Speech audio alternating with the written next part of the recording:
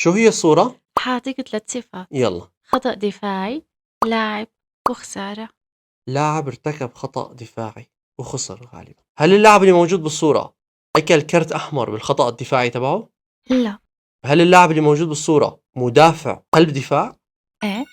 راح أعطيكي أشهر قلوب الدفاع اللي فعليا كان عندهم أخطاء كتير صعبة. بيكي مع برشلونة ضد إنتر ميلان خطأ كتير فادح. هاري ماغواير كان في عنده كتير أخطاء.